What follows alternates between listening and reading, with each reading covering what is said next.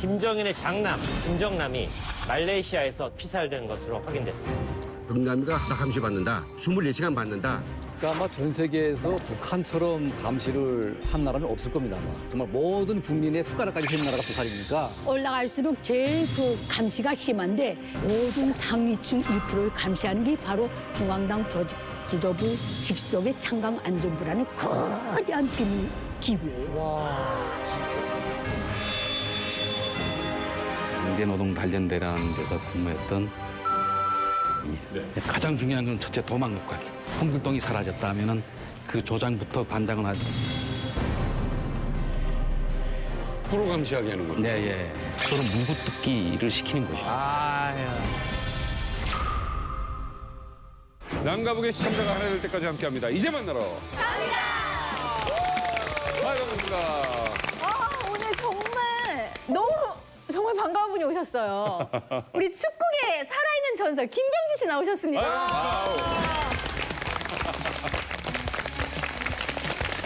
그렇게 계시니까 여기가 골대 같아요. 축구를 공을 차야 될 것 같은 느낌인데 이 뒤에 골대에서 아니죠. 형님, 죄송한데 형님도 뭐 유행도 아시고 다 아시잖아요. 그 뒷머리는 아직도 기르시는 이유는 뭐예요? 트레이드 마크잖아요. 그렇죠. 팬들이 예. 고마운 마음으로 즐겁게 봐주시니까 몇 년째 기르고 계신 겁니까? 그럼? 25년째입니다. 와, 원래 길 때는 더 기셨죠? 한 여기까지 길었죠. 선수 생활을 몇 년 하신 겁니까? 프로 생활만 24, 5년. 짱이다. 이분 유튜브에서 봤는데 세상에 말머리를 기르고 뛰는 분 말고 이분 혼자였어요. 근데 봤는데 진짜 사자머리처럼 하고 뛰더라고요. 진짜 멋있었어요. 그러니까 사실은 골키퍼가 그렇게 뛰는 걸 많이 못 보거든요. 네네. 저분만 볼 수 있는 네네. 거예요. 그리고 골대 앞에서 자꾸 나오더라고요. 그리고 그런가 하면 오늘 이만갑 특집인가요? 또 정말 풍성합니다. 예, 여러분이 아주 반가워하실 것 같은데요. 파란 하늘, 하늘색 풍선은 예, 데니아 씨 오셨습니다. 반갑습니다. 아유. 데니아 씨, 그 북에서 오신 분들 만나본 적 있으세요? 아 저요? 아 저 그 예전에 탑기어라는 프로그램을 예. 했었는데 자동차. 네 그때 프로젝트가 이제 압록강에서 두만강까지 맞아. 그 이제 투어하는 그 프로젝트를 했었는데 몇백 킬로였어요, 맞아요. 네 단동이라는 이제 도시에 가서 거기서 시작이었는데 거기 식당을 갔는데 그때 이제 그 평양에 계신 그 젊은 분들 예. 이제 파견 나와서 거기서 일을 하시잖아요. 북한 식당에. 네 그때 이제 처음 가까이서 되게 인상이 좋으셨겠어요. 예쁜 분들이 많아서. 이쁘시더라고 진짜. 네. 지금 콘서트로 굉장히 바쁘시지 않으신가요? 아 그쵸 지금 예. 근데 오늘 어떤 일로 이렇게 아 토니가 예. 연락이 와서 토니 씨가 형 아닌가요, 한참? 동갑이에요. 동갑입니다. 네. 왜요? 왠지 토니가 더 형일 것 같아요. 어른스러워. 데뷔는 3년 선배님이죠. 선배고 맞아. 사업도 했고 막 이런 이미지 네. 때문에 그랬나 봐요. 같은 친구예요? 시대로 활동했나요? 살짝 마지막에 그쵸. 했었죠 한 번. 사실 데니 씨는 저에게 큰 충격을 줬었죠. 왜요? H.O.T 네. 마지막쯤에 큰 충격을 주고 왜요? 정말 상상을 초월하는 그 인기를 제가 직접 실감을 하면서 아 토니아 씨 좋아했던 여자들이 다 데니아 씨 좋다고 하셨구나. 오늘 왜 이러죠?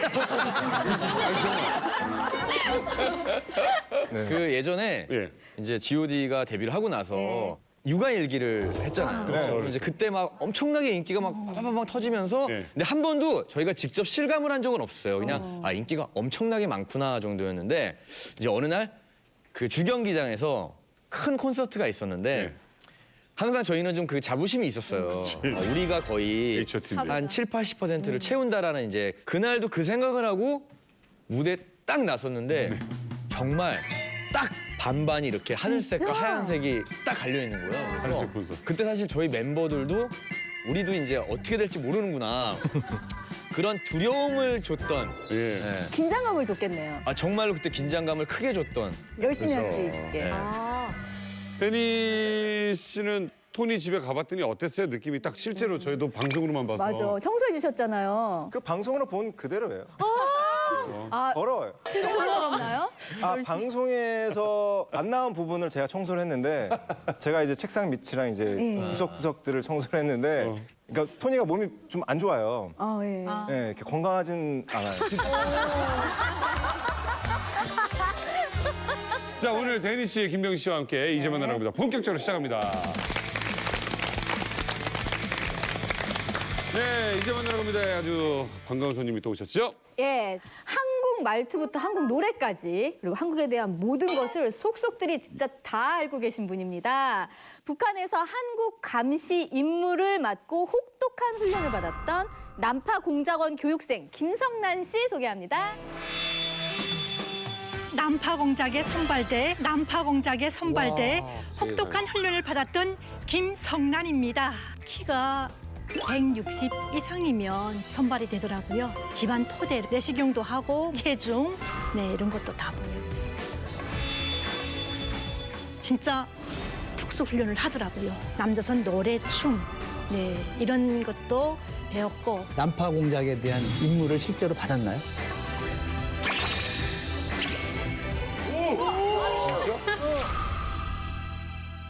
네, 어서 오세요. 저녁 씨 나오는 줄 알았네요. 그러니까 대박 진짜. 안녕하세요. 북한에서 저는 딱 21명 뽑는 남파공작에 선발돼 혹독한 훈련을 받았던 김성란입니다.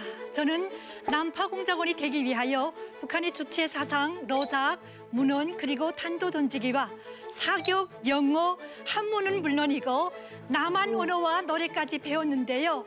오늘 이만갑에서 북한 특별관리대상 옥가에서 받았던 남파공작원 교육생에 대한 모든 것을 낱낱이 밝히겠습니다.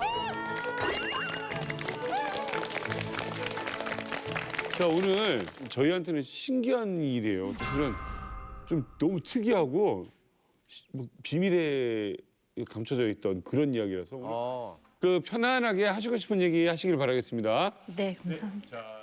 아니 약간 쉬리에 그 김윤진 씨가 맡았던 그 그렇죠. 그렇네요. 그렇죠. 어떻게 남파공작원으로 뽑히게 되신 건가요? 북한에 있을 때 키가 160 이상이면 선발이 되더라고요. 네, 그리고 학교 때 예능적인 그 서조 활동을 했다던가 아니면 학교 성적 그리고 집안 토대를 많이 보았습니다. 몇 살 그래서 때 즈음에 그런 걸 보게 되는 거예요? 저는 고등 중학교 3학년 때 맞아요. 학교에 이제 낯선 차가 와서 운동장에다가 팔 한 1m 간격으로 쫙 세워놓고 이제 책을 쥐고 다니면서 학생들 앞을 다니면서 자기네가 눈으로 보면서 이름을 적더라고요. 근데 제 앞에 와서 딱 멈추면서 이제 교무장실로 오라. 네, 그래서 갔어요. 가니까 이제 머리도 올려봐라, 뭐 치마도 들어보라, 네, 뒷모습, 옆모습, 다리가 흐르는가. 다리 붓는 거 보는 거죠? 네, 그런 것 같습니다. 그래서 그 다음엔 또 어떤 3학년 때 그렇게 선발이 돼서 이제 시당 옥가에 오라 해서 시당 옥가에 갔습니다. 시당 간부과에 가니까 간부과에서 미팅도 하고 그리고 그때부터 이력서도 제출을 했고 그리고 건강검진을 이제 3개월에 한 번씩 와. 그럼 계속 잘 자라고 있는가를 보는 거예요? 네, 건강에 이상이 없나. 네. 내시경 이런 것도 해요? 신체검사 일체 다 하죠. 속까지? 네, 속까지 다. 네. 3개월에 한 번 내시경을.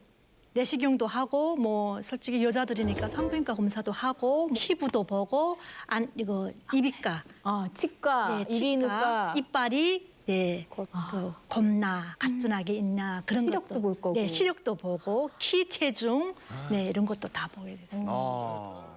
남파공작원 관리가 진짜 보통이 아닌데 남파공작원으로 뽑히고 바로 훈련에 들어가셨나요?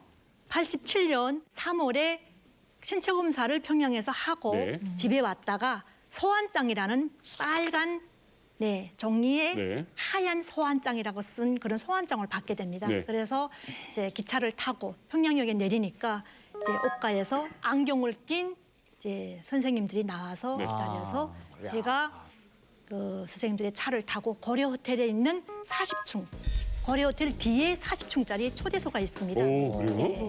그 초대소에 39층에 올라가니까 한 40명이 왕국 같습니다. 40명이. 여자들만? 네.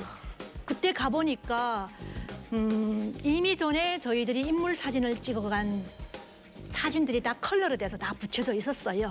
그래서 40명인데 한 번에 미팅할 때 10명씩 이렇게 1번부터 10명씩 해서 들어가서 미팅을 하는데 그때 보니까 이렇게 배가 나오고 막 사복을 입은 간부들이 앉아서 미팅을 해보고 그리고 그 다음에 이제 최종 선발을 21명으로 네, 단정 짓는다. 오, 뭐 첩보 영화 보는 것 같아 완전. 아니 왜 21명이에요? 아, 그때 당시는 대한민국에 21개 군단이 있다고 해서 네, 한 개 네, 전투원이 군단장 한 명과 맞선다. 군단은 그렇게까지 없는데. 한 명이 군단 하나랑 맞서. 네, 그렇게 저희들은 아 그래요? 오. 아니 진짜 영화 같은 이야기이긴 한데 네. 이렇게 난파 공작원이 되려면 또 훈련을 받으실 것 같아요. 어떤 훈련을 받으셨나요? 아, 저희 입소식을 네, 5월에 했습니다. 87년 5월에. 근데 오홍련이라는 분하고 오룡방이 정찰국장이 할 때입니다. 그때 오셔서 입소식을 하고 이제는 난파 공작 훈련을 받는 연락서라고 이제 명령서를 발표했는데 사실은 군인이라고 하면 상급에게 다가가는 뭐 보고법이라든가 군사 규정이라든가 네, 이런 훈련을 하는 것이 아니라 진짜 특수 훈련을 하더라고요. 네. 우선 정치 사상적으로 멘탈적으로 본인을 준비해야 되고 그리고 육체적으로도 준비를 해야 되는데 사교, 격술, 단도 던지기, 윤전기제 그리고 남조선 노래, 춤 네, 이런 것도 배웠고 그리고 남조선 신문 네, 저희는 대한민국에서 신문이 한 주일 풀어서 밀려봤거든요. 아니 그러면 우리나라 신문을 북한에서 보셨다고요? 네. 그때 배운 노래 중에 기억에 남는 게 있으면 한 곡 들려도 될까요? 그때 배웠던 노래 중에는 그 울릉도 트위스트 네, 완전 회식용으로 가르쳐 주시는 거예요. 울릉 울릉대는 가슴 안고 연락선을 타고 가는 울릉도라 뱃머리도 신이 나서 노래도 트위스트 잘하시네. 아름다운 울릉도 잠깐. 정말 죄송하지만 성관 씨. 나 이거 엄청 얼굴 빨개졌어. 아니 나 진짜 좀 뭐한 게 이거밖에 몰라. 난파 공작원 교육인데 네. 그렇게 벌리면 대부분 북한에서 온 거 알걸요? 울릉도를 트위스트도 근데 김성란 씨 아까 이 말씀 중에 우리 대한민국 신문을 여러 가지 다 본다 그랬잖아요. 그러면 그게 대한민국의 실상인데 어렸을 때부터 배웠던 나만이 뭐 정말 못 살고 뭐 정말 힘들게 살고 이런 거하고 이건 다르잖아요. 정치, 사회, 문화 다. 네. 그럼 그때 뭐 혼란 이런 건 없었어요? 혼란이 있었습니다. 그래서 저는 왜 이런 교육을 하나 학교에서 교육을 주는 거하고 지금 실제 와서 교육을 받는 것이 너무 다른데 왜 이런 교육을 하냐고 물어보니까 너희들은 정치 사상적으로 육체적으로 튼튼히 준비해서 대한민국에 가서 임무를 수행해야 되기 때문에 조국에 바친 몸이나 같다라고 하기 때문에 이런 교육을 필수적으로 받아야 된다. 오히려 그걸 하면서 더 남한에 대해서 더 좋은 감정이 생길 수도 있겠어요. 그렇죠. 그래서 저는 그때 나도 기회가 되면 꼭 대한민국에 가버리다. 궁금한 게 그러니까 노래랑 뭐 춤은 배울 수 있잖아요. 근데 네. 남한 말은 어떻게 배워요? 아, 남한 말은 그 드라마가 네, 많은 역할을 하지요. 영화를 배워주면서 네, 그때 당시 아이 역을 하는 영화가 한이슬이라는 영화가 있었어요. 그 영화를 처음에 봤고 그 영화를 본 데 기초해서 이제 소형 탭불을 하나씩 줍니다. 네. 그래서 거기다 녹음을 시켜가지고 제주도 말은 뭐 이쪽 끝에서 저쪽 끝까지 뭐 어떻고 그런 말을 자꾸 자기가 네, 반복해서 듣고 연습해보고 이런 식으로 한국말을 네, 배우게 됐어요.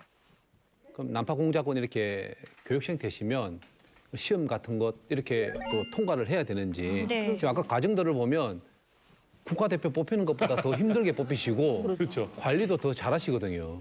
아, 시험은 한 달에 한 번씩 중앙당에서 판정이 옵니다. 뭐 정치 교육이라던가 아니면 영어, 한문 그리고 가장 힘들었던 교육은 이제 정보 자료 수집이라는 것이 있었어요. 네, 선생님이 칠판에다가 자기가 남한에 와서 이제 활동을 했던 그런 내용들을 씁니다. 예를 들어서 이제 뭐 어느 다리를 지나간다. 그럴 때 외국 옷차림을 한 외국인들이 30명이 지나가는데 그때 이제 트렁크를 잰 분은 몇 명이고, 네 그리고 트렁크를 안 진 분은 몇 명이다. 그분들을 통과해서 가다가 이제 수림이 낮이는데 비행기가 몇 대 있고 이런 지형적인 숫자를 많이 가리키는 그런 네. 그러니까 한 번에 사진 찍듯이 딱 보고 잠깐 보고 거기에 트렁크를 가진 사람이 몇 명이고 이걸 연습하는 거잖아요. 네. 그게 그렇죠. 요즘에 저희 아이들도 보면 이렇게 약간 영재 교육이라고 하잖아요. 자네 운에 발달시키는 그거에서 그런 걸 하거든요. 애들이? 아 그게 근데 어려운 게 아니고 그냥 사진을 잠깐 보여주고 여기에 있었던 오리가 무슨 색깔이었지 뭐 이런 순발력 거예요. 테스트. 아니 그 난파 교육을 말입니까? 그러니까 어차피 많은 사람 중에 이제 21명이 좁혀진 거 아니에요, 그렇죠? 예. 그럼 그 21명이 모두 다 난파 공작에 대한 임무를 실제로 받았나요? 훈련은 받았지만은 대한민국에 한 번도 와보지는 못했습니다. 아, 왜요? 이게 3년 넘어서 하다가 정찰국 5부장이 이제 안기부 돈을 먹고 저희들에 대한 자료를 대한민국에 팔았다. 그래서 저희는 이제 국가적으로 이제 해체를 시킵니다. 네. 그럼 어떻게 하시나요? 그냥 보내주나요 집에? 아니죠. 본인이 집에 가겠다 해서 보내주는 것이 아니라 저는 그래서 그 후에 평양에 있는 기술연구소에 가서 군사복무를 마저 하고 아, 맞아. 네, 뭐, 마저 기한 동안. 하고 이제 그때 당시 저의 집이 가장 힘들었거든요. 그 셋째 동생이 이제 영양실조에까지 가는 상황에 이르렀고 그리고 아빠가 난파 공작 훈련에 갔을 때 87년 12월에 사망을 합니다. 세상에. 그거 알았어요? 공정 교육할 때? 그땐 몰랐어요. 후에 알게 돼서 엄청 많이 울었습니다. 그거 알았을 때 얼마나 실망하고 가슴이 찢어지셨어요. 너무 아파. 그래서 그때 북한에서는 더 희망이 없구나. 이렇게 생각을 했고 2011년에 탈북을 하면서 이제 중국에 와서 인터넷으로 난파 공작원, 경찰 천국, 전투원 이렇게 쳐봤습니다. 그러니까 나오는 게 이제 아웅산 폭파 테러, 그 사건이 뜨더라고요. 그래서 읽어보니까 미얀마에서 공작원들이 다 진짜 죽었지 않습니까? 전 그걸 보면서 정말 막 소스라치겠더라고요. 그리고 북한에서는 그의 부모들한테 너의 자식들은 다 변절했다. 변절자. 변절자의 가족이다 해서 다 수용소로 보냈습니다. 그래서 저는 와 이거 말도 안 돼. 어떻게 이럴 수 있냐. 내가 그런 훈련을 받았기 때문에 정말 그런데 너무 관심이 있었거든요. 정말 야속하고 정말 해체되기도 잘했고 내가 정말 탈북하기도 정말 잘했다. 이런 생각이 들어요. 이곳에 오셔서 가족 같은 분이 생기셨다고 남한에. 저게 한성 씨. 정말 가족과도 같고 또 같이 7달 동안 같이 같은 기수로서 하나원? 하나원 같은 기수고 같이 왔고 같은 방에 있었고 법률도 같은 선생님한테서 받았어요. 얼마 안 되셨네요. 그럼 여기 오신 지도 김성환 씨도. 2004년부터. 근데 김성현 씨 이렇게 해맑은 어린아이랑 같이 있어서 혹시 힘들진 않으셨어요? 너무 맑은 애기라서. 문제를 일으키거나. 너무 애기라서. 원체 좀 귀엽지 않습니까? 귀엽긴 하죠. 귀엽고 그리고 좀 예능적으로 네네. 좀 노래도 잘하고 해서 많은 사람들의 귀여움을 받았는데 조금 그 안 좋은 거는 공부 시간에 공부를 잘 안 하고 피아노를 치러 피아노실에 가서 계속 노래만 불렀습니다. 그 약간 반동기가 있죠. 근데 그래도 수업 시간에 선생님이 막 질문을 하면 제일 힘찬 소리로 딱 맞는 소리만 하거든요. 그래서 선생님들이 그랬어요. 니는 수업할 때마다 없어지는데 근데 딱 시험 칠 때 보면 제대로 말을 한다고. 신기하네. 용기예요. 왜 그래? 어떤 언니예요? 이제 그 태국에서부터 이제 왔는데 우리가 다 이제 또 검사를 받고 나와요. 근데 거기서 이제 그 울릉도 투유수트만 이렇게 계속 부르더라고요. 거기서 네, 그래가지고 내가 물어봤어요. 그 뭐 하여튼간에 이게 노래할 게 많은데 왜 딱 울릉도 투유수트나 하니까 나는 그 뭐라니 이제 그 군사복무 때 그거를 배웠대요. 그래서 아니 다른 사람들은 뭐라니 이거 남조선 노래를 배우면 다 이렇게 생활제대 먹는데 고모는 왜 그렇게 했냐고 그러니까 그런 일이 있대요. 근데 이제 국정원이 와가지고 이제 조사를 하는데 한 달 내내 안 나오는 거예요. 그리고 나와서는 또 이렇게 이게 하나씩 주고 먹으라고 주고 그래서 내 착각했어요. 선생님이랑 무슨 이렇게 약간 연인 같은. 정말 오늘 오셔서 즐겁고 편안한 자리 되고 가시길 바랄게요. 열렬히 환영합니다.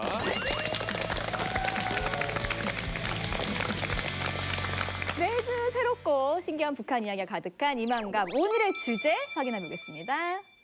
북조선 감시반 행동 수칙. 하나, 모든 임무는 감시에서 시작해서 감시로 끝난다. 둘, 용무가 증거를 짓이겨도 기필코 찾아내라. 셋, 형님을 배반하는 자는 반드시 처단한다. 우령님의 명령, 감시는 우리의 숙명이다.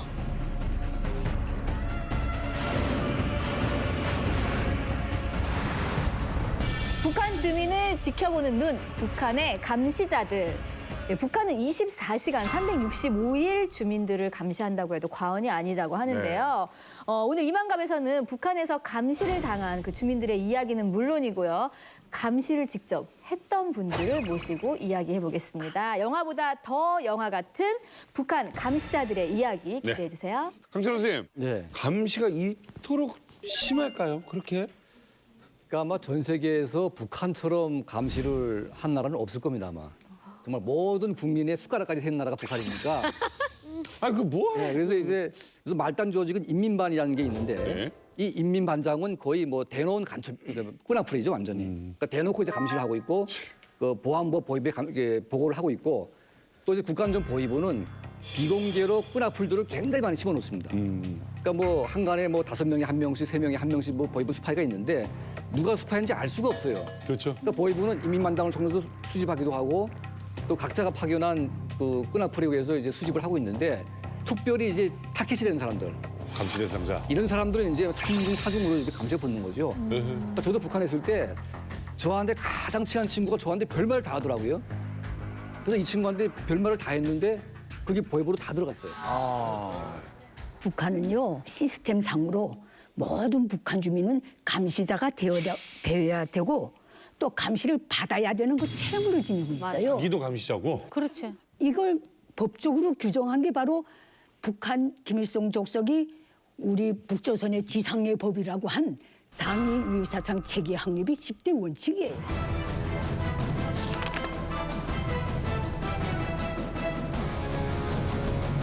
(10대) 원칙을 지켜야 생명권과 생존권을 가져요. 그거 그 10대 원칙의 64항 마지막 점까지 요구하는 게 뭔지 알아요? 수령과 전 사회의 인적 관계를 맺는 모든 게 다 감시 대상이 되고요. 대상이. 모든 북한 주민은 그걸 감시할 뿐더러 자기도 감시받고 자기가 감시한 걸 또 보고해요. 그 보고하는 펼쳐놓은 마당이 바로 생활청화예요.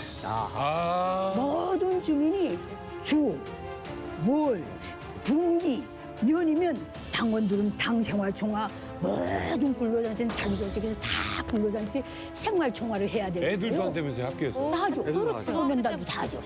거기서 참 묘하게 해놨어요. 자기 비판만 하면 안 치질 않아요. 일어나서 생활청화 시키고선 남이 비판을 꼭 해야 앉아요. 남용. 아시죠? 예, 맞아요. 나 비판 및 호상 비판을 해야 내 할 일 다 했구나 하고 자리에 앉을 수가 있어요. 누구를 찍어서 욕을 해야 되는 거네요. 무조건 해야 돼요. 그거 안 하면요. 아주 나쁜 사람으로 찍혀요. 근데 잘못한 게 없는 사람한테도 만들어서라도 해야 되는 거죠. 만들어서라도 해야죠. 이야. 선생님, 그러면 그 네. 감시하는 게 일반 주민들보다는 고위층으로 갈수록 더 심하겠네요. 아이고, 더 심하죠. 이게 김일성 족속이 뭐라고 말했냐면 충신도 곁에 있고 간신도 곁에 있고 배신자도 곁에 있고 뭐 안 믿는 이거를 연구처럼 외우는 거예요. 자기 가까이 올수록 배신자도 날 확률은 높고 뭐 그 잘나게 노는데 왜 배신자가 없겠어요? 그 잘나게 노는데 이 짝이 충신이 될 확률도 높다는 거예요. 네. 올라갈수록 제일 그 감시가 심한데 이거 되게 집중적으로 내가 신뢰를 들면 황장엽 김덕홍 선생님이 정치망명할 때 그걸 모의하는 거를 다 바깥에 나와서 얘기를 했어요. 너무 더 총이 심하고 하기 때문에 그 상위로 올라갈수록 모든 상위층 1%를 감시하는 게 바로 중앙당 조직 지도부 직속의 창강안전부라는 거대한 비밀 기구예요. 걔들도 서로가 또 감시할 거 아니야. 그 안에서도. 그렇지요. 그 아주 요상한 나라를 유지하자니까 네. 그런 게 없으면 안 되는 거예요. 그래요.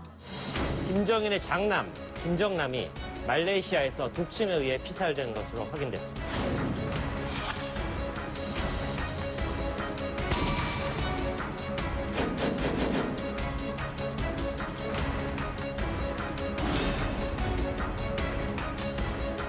정남이가 딱 감시받는다. 그리고 24시간 받는다.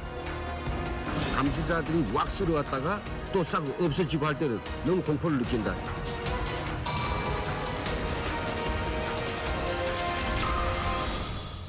예, 저 김정남이 이제 지난 한 5년간 북한 당국의 아주 끈질기고 아주 치밀한 감시를 이제 받아온 결과 이렇게 참담한 암살을 당하지 않았나 생각이 드는데요. 그러니까 아마 장성택과 김정일이 살았을 때에는 북한과의 커넥션이 연결돼 있었기 때문에 그렇게 막 감시당할 이유는 없죠. 하지만 김정일, 장성택이 차례로 죽고 난 다음부터는 이제 북한하고 단절될 수밖에 없고 또 이제 북한 지도부는 김정남을 북한으로 끌어오는 게 제일 안전한데 김정남은 이제 그걸 원치 않았기 때문에 그때부터는 완전히 이제 집중 감시를 했다고 봐야죠. 그래서 김정남에 대해서 뭐 동선 파악은 물론이고 또 이제 김정남의 뭐 핸드폰, 노트북 이런 것들을 집중적으로 다 해킹을 해서 매일매일 아마 뭐 하는지 아마 감시를 했다고 봅니다. 그러다가 아마 최근에 김정남이 이제 정치적으로 어떤 결단을 내리는 징후가 보이니까 이건 아마 이제 북한 지도부가 더 이상 방치하면 안 되겠다 이렇게 판단을 한 것 같고요. 그래서 아마 정교한 어떤 암살 방법이 아닌 지나가다가 사고 나는 식으로 이렇게 막 죽이려고 했는데 결과적으로 아주 북한의 어떤 그 암살임이 더 드러나게 만드는 그런 식으로 지금 문제가 발생을 한 것 같습니다.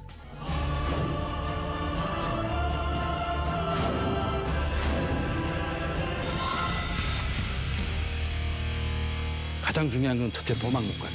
쌍욕을 하면서 패요. 진짜 장난 아니라니까요. 그 죄인들이 감시하게 만들어놨어요.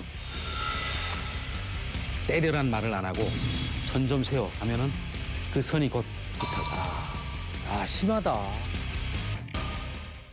그 사람을 감시하다 못해 언어 능력을 가진 동물도 감시 대상이에요. 앵무새 이런 거요? 앵무새죠. 앵무새. 네. 평양동물도 웃겨요. 네. 동물도 선물동물이면 동물도 신분이 높고요. 그저 개돼지처럼 흔한 거는 그 신분이 낮아요. 그러니까 이제 평양동물원이 그 앵무새랑은 다 선물동물들이거든요. 그렇죠.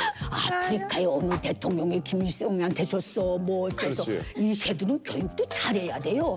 근데 그 애들이 갑자기 막 쓰라서 앵무새가 말을 한다는 거 알고 안녕하십니까 충성, 효성 자꾸 말을 시키는 거예요.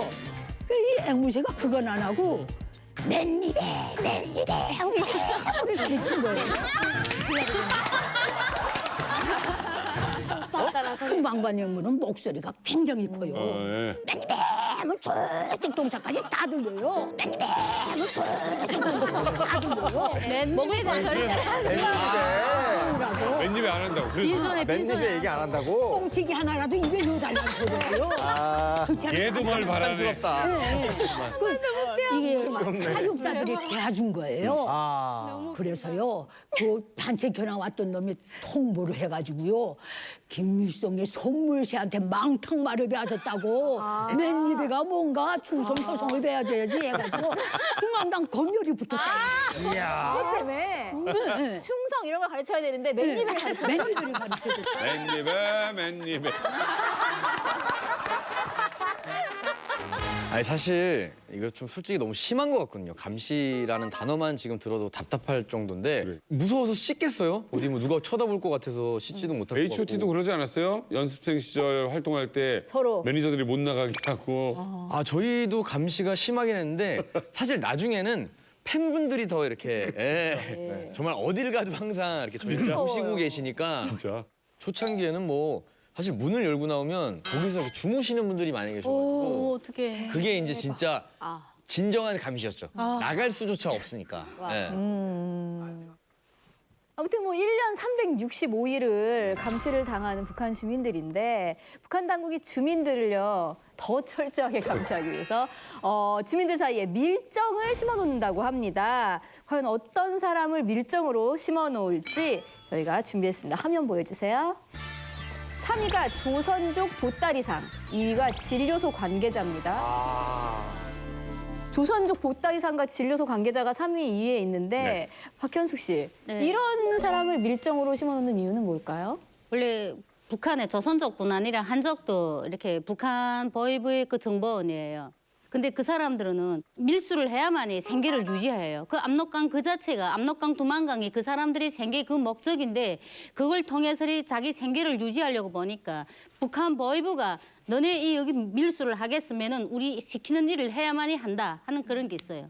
그러니까 그 사람들은 경제적으로 밀수를 하고 그다음에 그 마을에 북한 여자 아니면은 조선 남자, 북한 남자 와서 무엇을 넘겼으며 무슨 일을 하며 무슨 말을 했으며 한국에 갔으며 그 가서 몇 명이 오며 하는 걸 이제 일주일에 한 번씩 계속 적어서 이제 그 반탐이나 그런 데 보내야 돼요. 그러니까 우리하고 웃으면서 밀수를 하고 뒤에 돌아앉아서는 누기 오늘에 와서 뭘 가지고 왔다고 이렇게 말하는 거예요.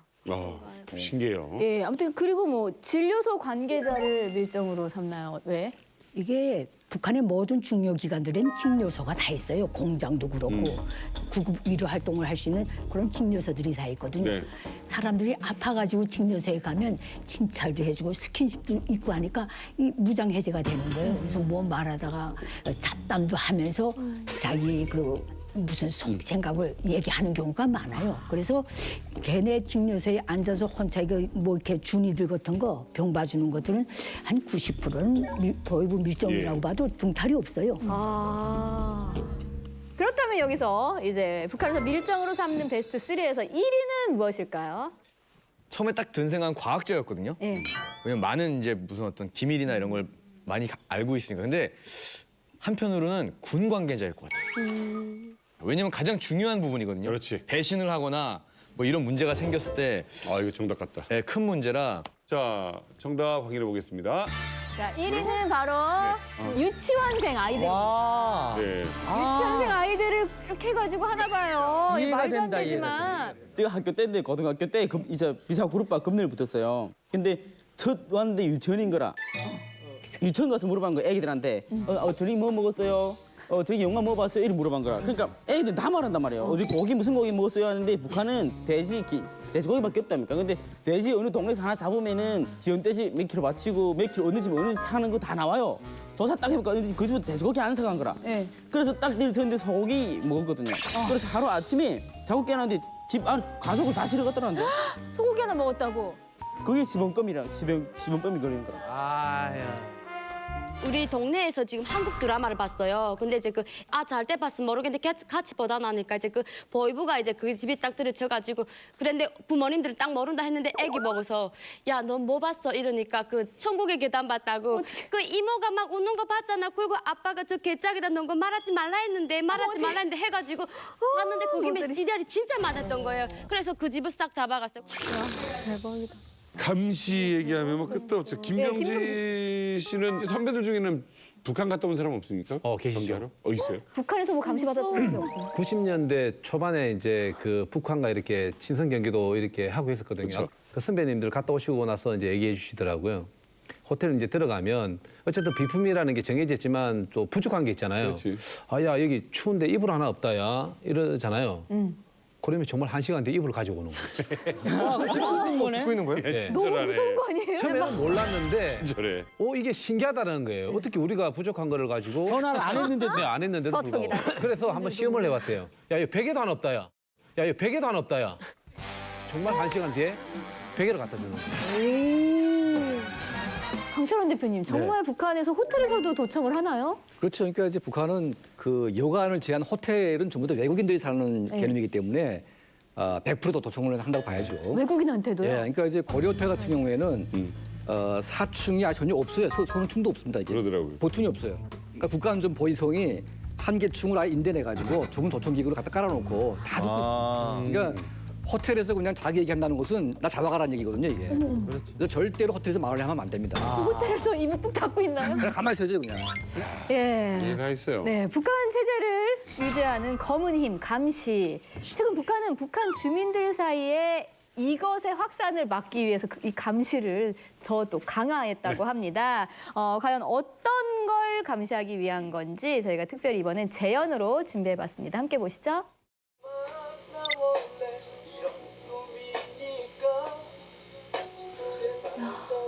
잘한다, 야.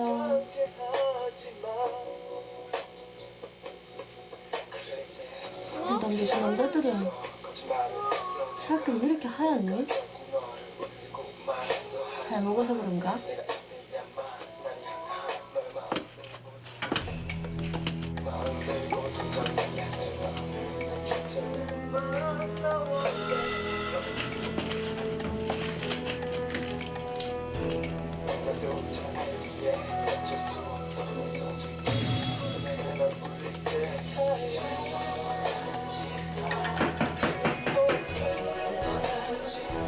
얼른 치우면 되잖아.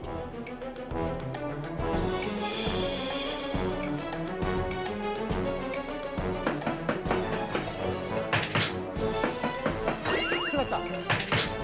야, 문 안 열어?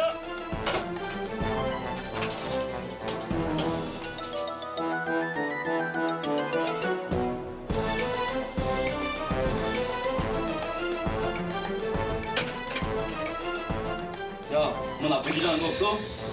없어, 야, 너 나쁜 짓 하는 거 없어? 없어. 무서워.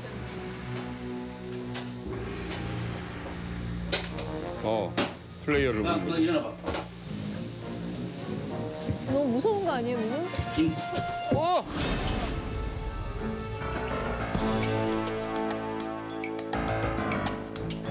너 이건 확실하게 그래. 뭐 한국 CD로 먹. 너희 들어 이거. 먼저 가자. 양명재 한 번만 봐주셔. 야, 그래. 야, 근데 저는 궁금한 게 이렇게 몰래 보다가 치우면 사실 되긴 되잖아요. 어디 이렇게 좀 은밀한 곳에 치우면 되는데 저렇게 불신 검문을 집에 안까지 들어올 수 있는 거예요? 그거요. 전기선을 내리고 들어가요. 그치. 예.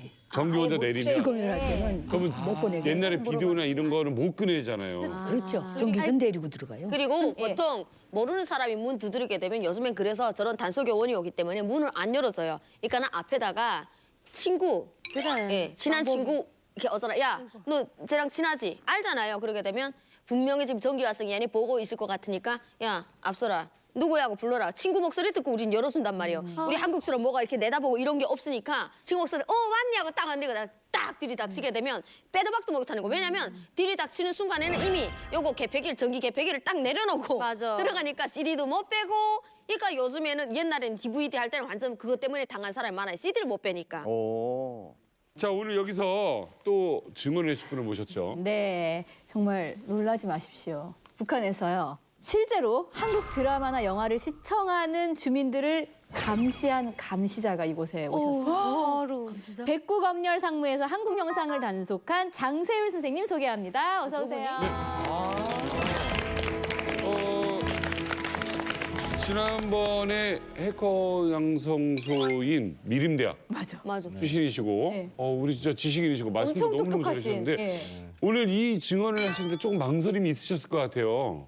네, 사실 미림대학에서 배운 그 지식, 기술 때문에 제가 이제 백구 상무에 발탁이 된 거나 같죠. 그 연결선에 있는데 저는 이게 기술조입니다. 그러니까 기본 성원이라기보다는 보장 성원으로 이제 동원이 됐었습니다. 네. 근데 이런 얘기하면은 좀 사실은 사람들이 좀 싫어할 수 있는 얘기들이죠.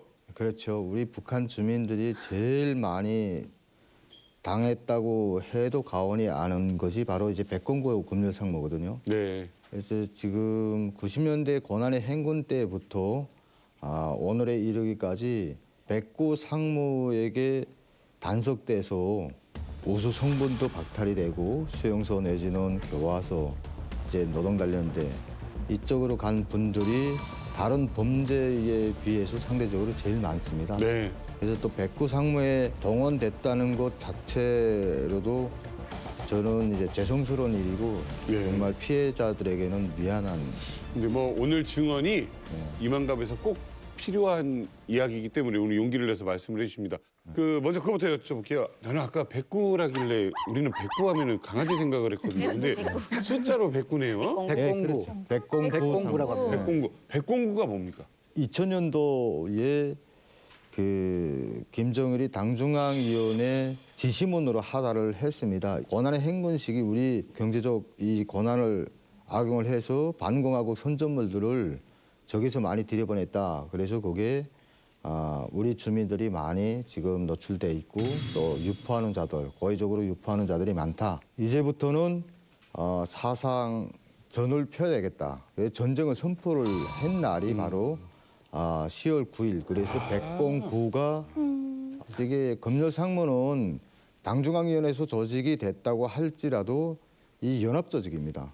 그 당 그리고 이제 행정 그리고 입법 이 통합체로 해서 모든 성원들이 뭐 보안소 검열성원만 있는 게 아니라 보위부 그리고 이제 인민위원회 그리고 당기관 그리고 또 이제 군부는 또 이제 군부 내에서 또 이제 하고 해서 국가기관이 전체 다 포괄된 그런 검열 기관이라고 보시면 됩니다. 야, 굉장히 좀 북한 주민들이 좀 무서워하는 기관입니다. 그렇죠. 그러니까 여기 연합 상무를 묻게 된 배경이 뭐냐면 인민보안부나 이제 국가안전 보위성이 이제 하게 되면 이게 하나의 조직이기 때문에 뇌물만 주면 다 풀려나게 돼 있거든요. 그러니까 그렇죠. 뇌물로 자꾸 이게 무마가 되니까 이걸 막기 위해서 여러 조직을 하나로 만들어 가지고 뇌물 구조를 막으려고 이렇게 한 겁니다. 이게. 일군구도 그룹바예요? 그렇죠. 이제 검열 그룹바 거기에서는 클럽 같은 이제 이런 거를 그룹바라고 하거든요.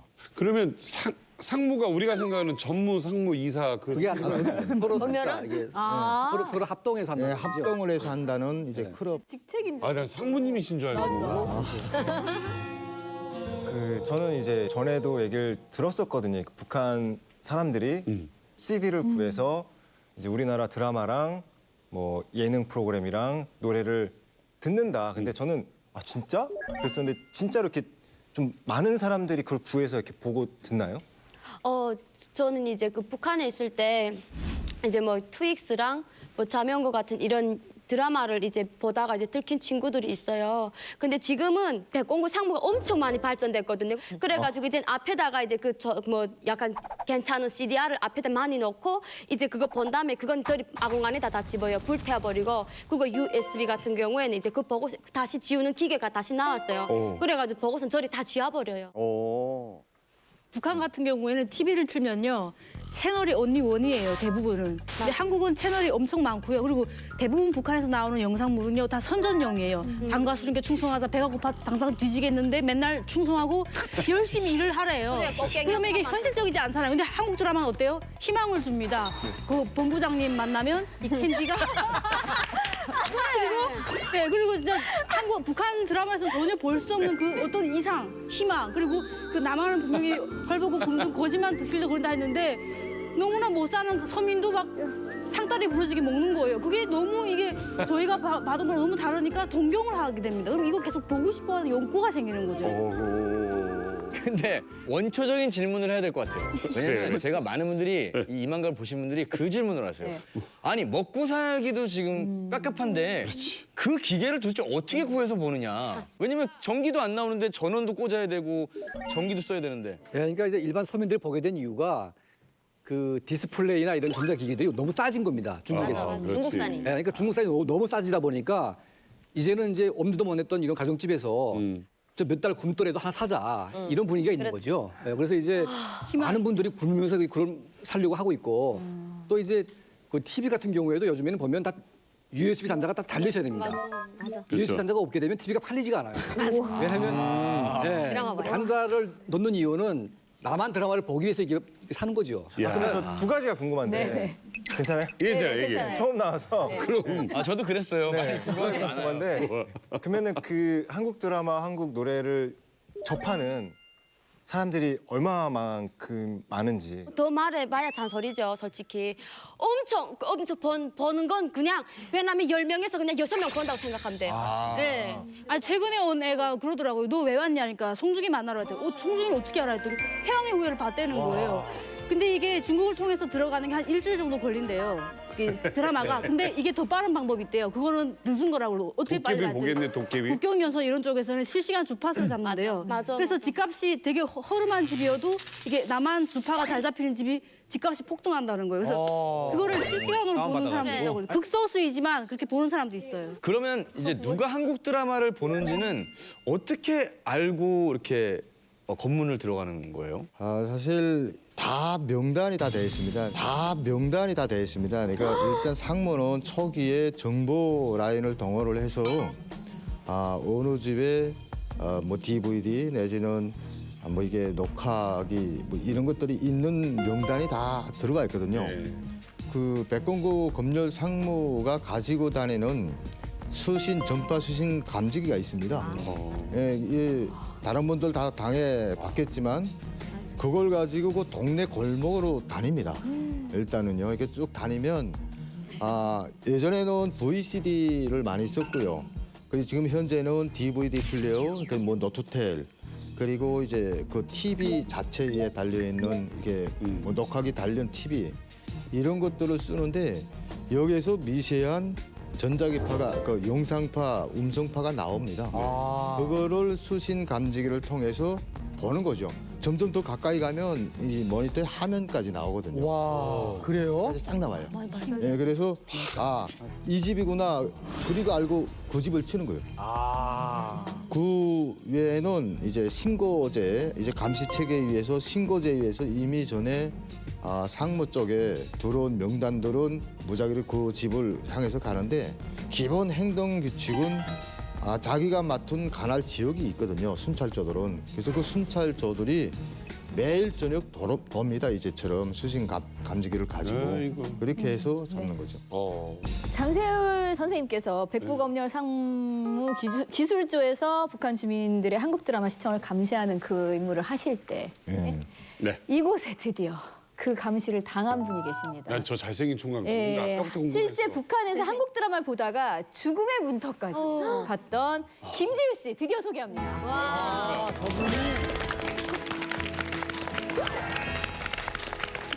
네, 안녕하세요. 저는 양양도 예산에서 온 김지우라고 합니다. 저는 북한에 있을 때 한국 드라마를 많이 봤어요. 뭐 가을 동화나 늑대의 유혹, 꽃보다 남자, 뭐 개화늑대의 시간 등등 여러 가지 드라마를 많이 봤는데요. 한국 드라마 때문에 공개 재판까지 갈 뻔했는데요. 그 이야기를 저 이만갑에서 이야기하도록 하겠습니다. 자, 김지우 씨 잘생겼는지 송희 씨가 뭐 양강도 왜 그래요? 아니 되게 보니까 딱 보니까 북한 사람 딱 완전히 한국 드라마를 너무 잘 보게 생겨가지고요. 네, 그러니까 왜냐면 약간 좀 한국 드라마를 보신 분은 스타일이 달라요. 머리 자체가 달라요. 그래가지고 담아서 향수도 좀 많이 뿌리게 생겼구나 이렇게 딱 느껴져요. 김지우 씨가 잘생긴 건 인정하는데 아까부터 지금 앉아있는 자세가 굉장히 긴장해 있고 그게 우리 세율 선생님 옆에 앉아있어가지고 보다 걸린 장본인인데 그 감시하는 분이 옆에 있으니까 아직도 그때 트라우마가 있으신 것 같은데 아이고야. 어쩌다가 그렇게 걸리신 거예요? 해피는 거기다 앉혀놨어. 그러니까. 저 북한에는 저희 나라 또래 애들은 그 집에 창고나 아니면 옥상 꼭대기에 뭐 이런 침대 같은 걸 많이 그렇지. 만들어 놓고 있거든요. 저희 집엔 옥상에 침대가 있었어요. 어머. 근데 그 위에서 저 MP3로 형들이랑 같이 그 영화를 봤었거든요. 네. 보고 있는데 그 저희는 국경 지대라 보니까 밤에 검열들 많이 다녀요. 그래가지고 사다리 타고 어떤 분이 올라오시는 거예요. 옥상에? 네, 옥상에서 보니까 이렇게 불빛이 나간 거예요. 대박. 예, 밤이니까 불빛이 조금 나간 거예요. 그래가지고 옥상으로 올라온 거예요. 그래 저희가 보고 있던 거 막 떼려고 막 부셨거든요. 근데 안 부셔지는 거예요. 그 엄청 더운 거였거든요. 그래가지고 안 부셔져가지고 그 사람이 올라가서 저희가 막 이렇게 압수를 했거든요. 그래가지고 이게 뭐냐? 부수는 순간 저 좀 잡아가세요인데. 네. 서로 당할 텐데. 그래가지고 너무 당황해가지고 어리니까. 네. 다 죽었구나 하고 그랬었는데 예. 이거 확인해 보고 너 다시 찾아오겠다 이렇게 하면서 가지고 갔어요. 예. 그래 가가지고 우린 다 죽었다 이러고 그 형들이 3명이서 도망을 갔어요. 도망을 쳐가지고 3일 동안 있었는데 아무 소리 집에 엄마랑 전화를 했는데 집에서 찾아온 사람이 없다 뭐 이러는 거예요. 그래가지고 저 그 사람이 그걸 그냥 가지고 끝이구나. 네 끝이구나 이렇게 생각하고 집으로 갔거든요. 그래 가가지고 잤어요 그날 저녁에. 아이고 4일째 나타나는데. 네, 예, 3일째 다 도망 다니다가 4일째 와 집에 잤어요. 그래서 자고 있는데 그날 새벽에 그 백공구 분들이라고 안 해도 돼요. 그냥 옆에 분들. 백공구에서. 예, 그 보아하는 분들이 새벽에 저희 집에 찾아온 거예요. 저는 왜 데리고 가냐 그랬거든요. 그러니까 이런 일에서 뭐 여기서 이런 영화가 나왔기 때문에 일단 가자 해가지고 그래 갔거든요. 그래 갔는데 들어가자마자 저 음포를 넣는다고 처음에는 엄청 때리더라고요. 몸 부위를 막 주먹을 막 치고 그래가지고 진짜로 저는 이거 어디서 났냐 해가지고 저 강에서 주웠다고 했어요. 강에서 주워가지고 옥상에 올라와가지고 확인하던 찰나에 그 보안원 분이 올라와가지고 저희는 어떤 게 들어있는지도 모른다. 그래가지고 막 우기고 막 그랬었거든요. 그러니까 이게 일단 잡기는 잡는데 제일 이 많은 유형이 이제처럼 가지고 있었지만 안 봤다고 아예 뻗대는 거예요. 그래서 들어가면요 보안원들하고 이 얘네들이 우선 반죽을 만듭니다. 그래서 아예 구두발로 내려 까고 찍고 해서 아야 그래서 뭐 이빨 다 부러지고 눈동이 다 붓고 이렇게 해도 이 젊은 아들은 그래도 야 죽으면 죽었지 안 본다 이거예요. 그렇죠.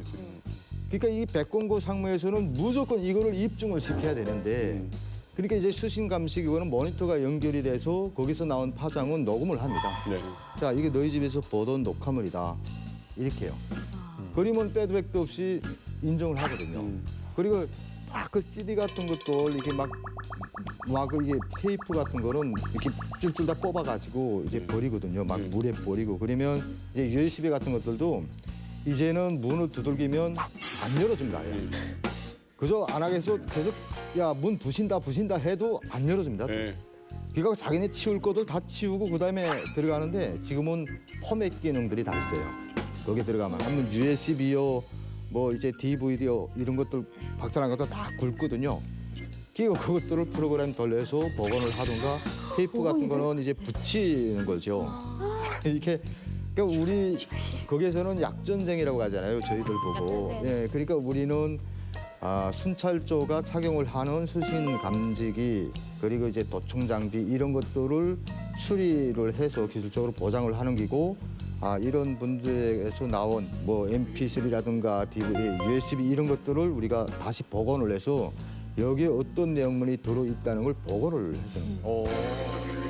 되게 보기 좋은 게 김지우 씨는 109 분들이라고 하고 강세현 선생님은 이런 분들이 보시는 거거든요. 남치기 오니까 이게 일단 악수 한번 하시죠 두 분이. 아유 미안해. 김지우 씨 정말 큰일 날 뻔하셨잖아요. 공개 재판까지 갈 뻔했다라고 얘기를 했는데 그럼 장시엽 씨 만약에 그렇게 해서 자백을 받아내잖아요. 실토를 하고 뭐 어떻게 받다라는 거 나오면 그 벌은 받을 거 아니에요. 이 면허대 답습하면은 거기에서 뭐 기계 복사 기계부터 해서 엄청 나오는 게 많거든요. 그리고 이 사람이 일단 들어가서 이게 말맞춤을 못하고 들키면 전국적으로 유포시킨 모든 게 다 나오는 겁니다. 이런 큰 거물은 무조건 총살. 총살? 유포시켜. 무조건 사용이거든요. 와, 그러면 지우 씨는 재판까지는 안 갔어요? 네, 재판 가려고 했었는데 그 일이 이순으로 재판 가기 전에 도망쳤어요. 도망쳐서 어디로 갔어요? 탈북 간 거예요. 탈북 간 거예요. 잘했다.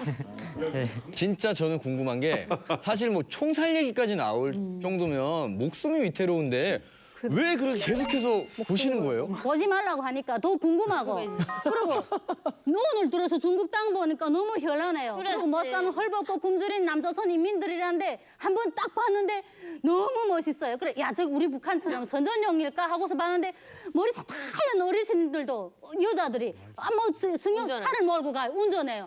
와 나도 여자인데 나도 인간인데 난 왜 저렇게 못 살까 하면서 거기에 대한 걸 많이 생각하게 돼요. 세월 선생님 그러면 잡았어요. 근데 이쪽에서 뭔가 좀 이렇게 주면서 좀 봐달라 그러면 그런 것도 좀 있습니까? 자 이게 혼자 갈 때 보안소 혼자 가는 게 아니지 않습니까? 그러니까 이제 인민위원회에서 파견된 순찰성은 보안부에서 파견된 보안원, 그다음에 단기간에서 나온 또 당일분 같이 가지 않습니까? 근데 이 세 명이 소통을 한다는 게 서로 다른 조직 성원들이 이게 같이 이 사람이 돈을 딱 내밀어도 이게 서로 감시를 해야 되는 조건에서 그거를 선뜻 받아서 가르지를 못한다 이겁니다. 그러니까 야 튀어 이 새끼 사람 잡자 그래 하고 아이야 거기에서 더 폭력으로 들어가야지 아이 옆 사람들한테 아이 뭐 좀 잘 보여야 되고 제대로 보이니까 그런 게 안 통하는 거죠. 진짜로. 그러니까 상무조에 가기 전에 전에 내밀을 매겨야죠. 근데 상무조에 딱 걸리는 순간은 이건 힘듭니다, 사실. 그렇죠. 연합이니까 네. 연합한테 그래서 딱 이제 걸려들면 김정은이 그 상무조를 만든 이유가 너무 부패 구조가 심하다 보니까 이 부패 구조를 없애려고 그렇게 지금 만들어 놓은 것 같습니다. 사실 우리 지우 씨가 이제 그 걸리기 전까지는 안 걸렸을 거 아니에요? 네. 걸리지 않기 위해서 했던 것들 궁금해요. 저 친구들이랑 한국 노래를 듣고 있는데 갑자기 보안원이 들이닥쳐가지고 너무 당황해가지고 제 친구가 그 USB를 먹어버린 거예요. 이만한 거를? 네.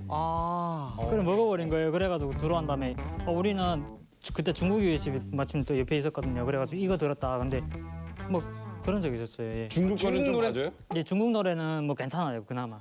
예. 뭐 비판서 같은 거 쓰고 좀 이렇게. 그렇죠. 예. 아, 중국 비판서는 써요. 중국 예, 노래도. 비판서 다시는 이런 노래 안 듣겠다. 비판서까지는 예. 담당자 말씀 좀 한번 들어보겠습니다. 중국 거는 봐줘요? USB 먹은 거 분명히 아는데도. 네, 그렇죠. 이게 녹화물 중에서도 가장 위험한 게 한국 겁니다. 네, 한국 영화, 한국 노래 그리고 또 성비디오 같은 거는 진짜 강하게 때리거든요. 성인 비디오. 예, 성인 비디오 같은 거는 뭐 바로 그래서 인민을 그건 거치지도 않고 저 보안소 단계로 넘깁니다. 보안소에서 교화 무조건 들어가는 거죠. 근데 중국어로 위장을 많이 합니다. 그러니까 일단 겉 표지만 이제 중국 이제 무슨 이런 드라마인 것처럼 다 하는데 내용물은 다 한국 겁니다. 근데 이게 일단 급습해서 단속이 시작이 되면은 한국 거든 북한 거든 다 걷어옵니다. 왜냐하면 이제 거기가 지능적으로 발전을 해서 조선예술영화 이게 CD는 그렇게 됐는데 안에 애들이다 보면은 한국 거거든요. 다 해봤잖아요. 그래서 중국 거로 가장 많이 위장을 하는데 가끔은 중국 거를 초기에 먼저 해놓고 중간에 들어가서 이제 한국 거로 이제 아니 한국계 가장 좀 위험하다 그러셨잖아요. 네네. 미국 거는? 백공고 상무에서 이제 레벨은 그렇습니다. 남조선 다음에 미국, 일본이거든요. 예, 그래서 남조선이 가장 이제 무서운 거죠. 송희 씨, 지금도 그렇게 드라마 보는 거 단속합니까? 엄청 단속하죠. 근데 단속해도 이제 그 우리가 만약에 막 보다가 들켰잖아요. 그러면 이제 그 백공고 상무들도 이렇게 막 오는데 이제 그게 분담이 있어요. 어떤 집은 누기도 맞고 이제 이렇게 분담이 있어가지고 이제 이런 저런 분들도 이제 돈을 챙겨서 드셔야 되기 때문에 이제 그래야 되기 때문에 이제 와가지고서는 이제 한 명씩 이제 올 때도 있어요. 그러면 이렇게 드라마다 정말 긴박한 상황에서 잡혔다 이러면은 그 위에다가 뭐 빨간 거 이렇게 탁 내놓고서 이렇게 그러면 그냥 그 위에 것만 가지고 CDR은 그냥 주고 그냥 간 사람들도 많아요. 근데 중요한 것은 한두 번 단속당하면 그다음부터 친분 관계가 이루어진다는 겁니다. 네, 제일 먼저는 서먹서먹해서 뭐 비판서도 쓰고 뭐 단련대도 가고 하지만 그다음 계속 보면은 그다음에 인간적으로 가까워지니까 다 돈적으로 뒷주머니에 돈이 들어갑니다. 장 선생님, 이제 솔직히 좀 터놓고 얘기하세요. 왜냐면 지금 사실은 좀 미안한 마음도 있고 주민들한테 뭐 이럴 텐데 선생님도 드라마 보다 걸리신 적 없습니까? 이게 사실 한국 드라마 사건의 연류가 돼서요. 지금 시원하게 얘기해 보세요. 대기 발령, 대기를 한 상황에서 제가 발탁이 된 겁니다. 그러니까 친구들하고 반 드라마가 결국 이제 남자의 향기라는 드라마를 봤는데 6명이서 보다가 결국 잡혔죠. 저는 이 백공고 상무가 급습에서 잡힌 게 아니고 그 6명 중에 그 버이브 스파이. 네, 그래서 한 며칠 있다가 대학 버이브에서 오라 그래서 가니까 우리 6명이 다 와 있더라고요. 근데 제가 정말로 아쉽고 이 안타까운 건 아직도 그 6명 중에 내하고 같이 본 6명 중에 버이브 스파이가 있는데 아직 누군지 모르겠네요. 그 정도로. 네. 북한 사회가 아직도 유지되는 이유가 바로 이 시스템 때문입니다. 그 시스템 때문에. 그래서 무섭다. 일단 다들 좀 기술이 있으니까 이런 장비, 전자장비 수리할 줄 아니까 그래서 들어가는데 정말 무보수입니다. 제가 7개월간 무보수를 했는데 나는 복원이 될 수 있다고 믿은 거죠. 진짜 열심히 했죠. 그런데 1년 만에 4명이 복귀가 됐습니다. 내하고 다른 선생은 어쨌든 CD를 얻어서 집을 또 구 선생네 집에 가서 봤거든요. 대학에서 또 제일 가깝다는. 그래서 우리 둘이는 복원이 힘들다는 이런 걸 알았거든요. 당연히 물어보니까 복귀가 좀 힘들다. 사실 그때부터 제가 한국 드라마 더 열심히 봤습니다. 한국 드라마 더 열심히 봤습니다. 잘하셨어. 이렇게 된 거. 예. 아유, 그래서 참 이게 이 친구 같이 이제 백공구 상무에 진짜 그 피해를 입은 사람들한테 이 자리를 빌어서 정말 용서를 빌고요. 근데 저도 또 할 소리는 있습니다. 저도 영리용을 당했고 정말 그렇게 열심히 하면은 또 복원될 줄 알고 그 충성을 보인 거죠. 그렇죠. 어쨌든 용기 내서 이렇게 증언해 주신 우리 장세율 선생님 고맙습니다.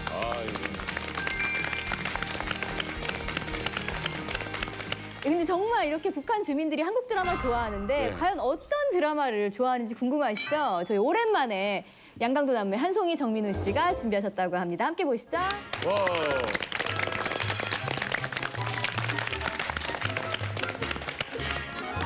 시청자 여러분 안녕하십니까? 오랜만에 양강도 남매가 다시 뭉쳤습니다. 오늘은 이만갑 탈북 민남민네들이 뽑은 남조선 화제의 록화물을 소개해드리겠습니다. 먼저 3위. 너만 보인단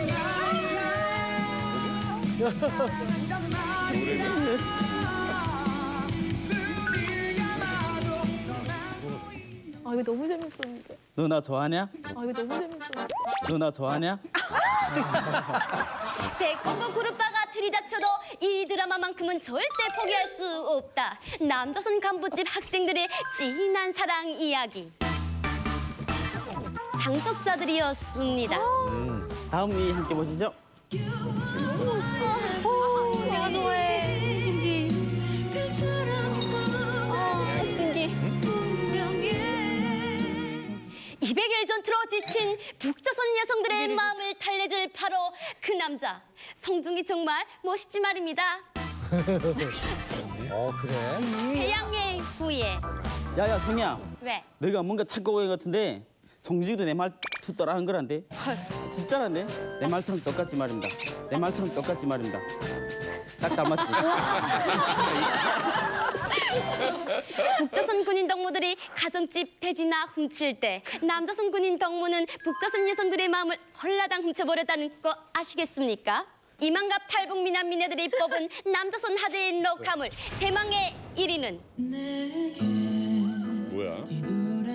가을동화. 가을동화.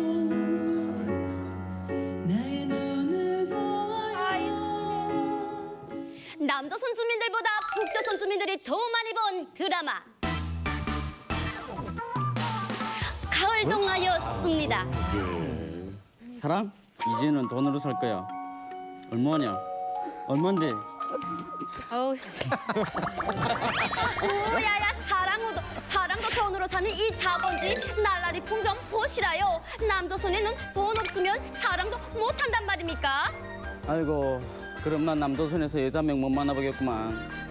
북한에서 7명씩이나 만나던 내가 그립다. 한석이 떠나도 절대 사수한다. 남조선 화제의 녹화물을 잘 보셨습니까? 지금까지 양강도 남매 민호와 성이었습니다. 다음에 또 만나자요.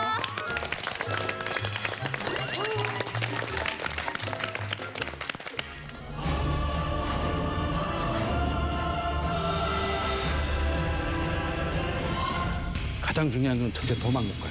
쌍욕을 하면서 패요. 진짜 장난 아니라니까요. 그 죄인들이 다 똘똘 뭉쳐가지고 서로 감시하게 만들어놨어요.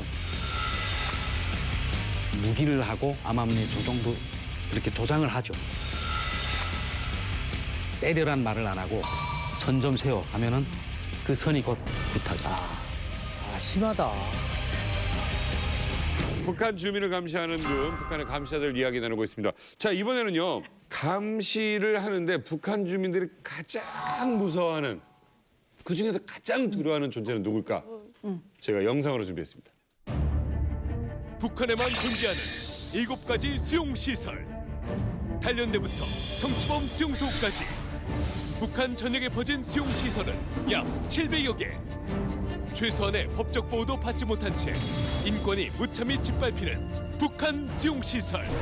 그곳에서도 감시자는 존재한다. 사상교육이란 이름으로 북한 주민들을 옥죄는 무자비한 감시 시스템.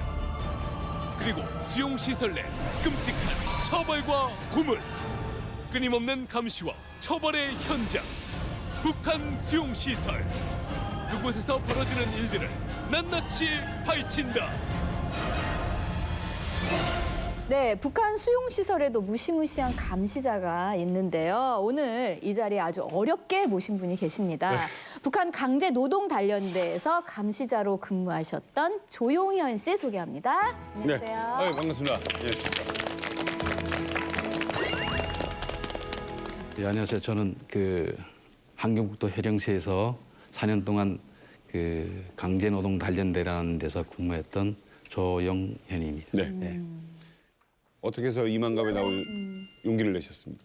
예, 저는 이런 데를 나오기를 상당히 꺼려했고 또 그 많은 사람들이 저를 어떻게 볼까 싶어서 많이 주저했었는데 북한의 그 수용시설 강제노동대 안에서 자행되는 여러 가지 인권 상황을 이 세상에 알리기 위해서 나왔습니다.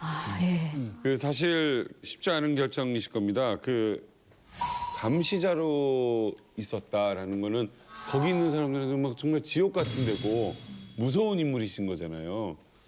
먼저 조용현 씨가 근무하셨던 강제노동단련대는 과연 어떤 곳인가요? 네, 그 강제노동단련대는 1989년 그 김일성이 지시해서 생겼는데 북한의 그 교도소, 여기 말로 교도소, 북한은 교화소인데 그 독일에서 온 그 루이서 린저라는 그 여작가가 김일성을 만나면서 그 북한 사회가 세계에서 가장 으뜸으로 사회주의 국가인데 어떻게 이렇게 그 통치 시스템이 많으냐. 그러니까 김일성이 그 말을 듣고 교화소를 줄여라. 지시를 냈어요. 근데 교화소를 줄이는데 다른 대책이 필요하다. 그 많은 죄인들을 어떻게 다룰 것이냐 해서 그 북한의 시군이 한 200여 개가 되는데 그 200여 개 시군에 재판 없이 그러니까 가장 간단한 그 경범죄자들을 교육하는 시설로 처음에 만들어졌어요. 교도소 줄이고. 네, 교도소를 줄이고 강제노동 단련대를 만들었는데 오히려 더 많아졌죠. 조용 선생님, 그러면 그 교화소에서 이름을 단련대로만 바꾼 거지 역시 더 힘든 일을 시키고 얘기만 들으면 무슨 이렇게 몸을 좀 단련시키고 좀 그런 것 같은데 어떤 벌을 주는데요? 시군에서 그 벌어지는 토목공사라든가 또 기타 가장 어려운 일들을 그 죄인들을 시켜라. 강제노동이군요. 6시에 일어나서 그 야간 작업을 하는 경우도 있는데 2교대로 합니다. 그래서 6시에 일어나서 저는 7시 일이 끝나면 또 다음 교대가 들어가고 이렇게 교대 작업하는 경우도 있고 아니면 또 안 하는 경우도 있고. 다 맨손으로 합니까? 맨손. 신발도 못 신는 사람들도 있고. 신발을 못 신었다고요? 네, 그러니까 추운 겨울에 그러니까 먼저 입소한 사람들이 후에 들어온 사람들이 신발을 떼서 신고 또 신발을 잃어버리고 하고 나면 맨발로 일하는 사람들이 굉장히 많아요. 그 추운 겨울에.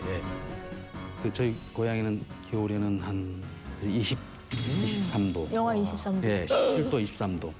낮에는 15도, 밤에는 28도까지. 와, 다 동상 걸리겠네, 그럼. 네, 동상 걸린 사람들 꽤 많습니다. 선생님, 저희 이만갑 이렇게 오래 했지만 한겨울에 맨발로 일을 한다는 건 처음 들어보는데?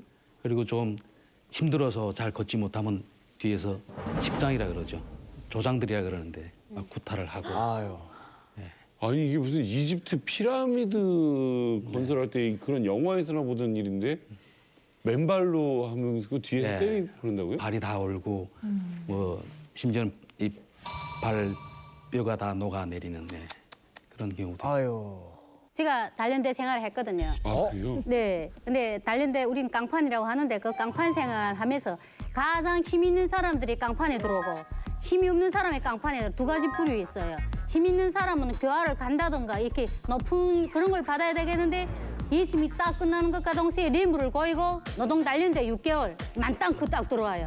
그다음에 제일 힘이 없는 사람이 나무를 한 대 베고도 그 노동 단련대에 들어오는 거예요. 아이고. 6개월. 그러니까 힘이 없는 사람하고 힘 없는 사람이 딱 그 두 개가 공존하는데 노동으로서 정신적으로 사상적으로 무장을 해서 노동 단련대예요. 아침 6시 기상, 우리가 5시 반이면 딱 기상해요. 그리고 이제 노동 단련 하고서 이제 줄을 맞춰서 예? 가자 하면 줄을 딱 맞으면 조장이 앞서요. 그다음에 감독원인데 그거는 저분처럼 지도원들이 있는데 그 사람들이 이제 줄을 쳐서 가면서 조장을 다 시켜요. 중요한 건설이 있다면 그 사람들이 그걸 해야 되는 거. 제일 힘든 부분에 가서래. 진짜 내 몸으로서 사상 그렇게 하고서 일하고 이제 우리 저녁 8시 끝나요. 8시 끝나면은 진짜 힘이 들어요. 막 좀 6개월 동안 만땅고 구류장에 앉아 있었는데 또 거기 나가 딸겨요. 근데 말도 못할 것은 이제 저녁에 딱 오면 10대 원칙을 암송해야 돼요. 10대 원칙에다가 생활 준칙까지 이제 물 쏟듯이 해야 되는데 그게 중에 한 명도 못하면은 한 점도 안 재어요. 근데 어제 나온 거, 오늘 나온 거, 오늘 들어온 거, 내일 들어온 거 이제 있는데 그걸 모르시는 어르신들이 있어도 땅짜를 암송해야 돼요. 그렇게 해야만이 우리가 잘 수 있어요. 야, 진짜 제가 이렇게 요만한 나무 이렇게 딱 1m짜리 밧줄을 하나 줘요. 네. 그럼 우리 먹지를 메꾸는데 8m 길이에요, 나무를. 네. 그걸 이제 하산거리가 700 정도 되는데 어이구, 거기 어이구. 가서 오전에 2대, 오후에 2대를 끌어 내려야 돼요. 죽으나 사나 그 여자 무조건 해요. 그럼 못 끌면 야 이상하고서는 야 완전 말도 안 해요, 말도 안 해요. 최윤호 선생님 지금 하는 증언이 있을 수 있는 일입니까? 예, 똑같습니다. 남자 여자 뭐 예, 배우 저래 아닌가. 똑같아요? 예. 아유. 저는 이제 그 밀수 때문에 이제 한번 같이 해본 적이 있는데 이제 그거는 이제 밀수를 딱 하고 돈은 먼저 빼돌렸어요. 근데 이제 선전화기를 이제 그 가방 안에다 넣고 이제 올라오는데 이제 저를 이제 감시하던 분이 이제 신고를 했어요. 제가 좀 이상하다 이래가지고 이제 그 보이브에 딱 끌려갔는데 막 두지니까 선전화기 흘러온 거예요. 그래서 야 이거 니 어디서 그랬니? 그래가지고 물어봐가지고 전 압록강에서 주셨어요 하니까 이게 어디서 이렇게 거짓말 치냐고 누구 앞에서 거짓말 쳐? 네 아빠 엄마 앞에서 거짓말 치냐 엄청 때리는 거예요. 그래서 이 코뼈 다 부러져가지고 제가 이 코뼈가 이게 부러져 이렇게 툭 치면 툭 튀어나왔어요. 몇 살 때?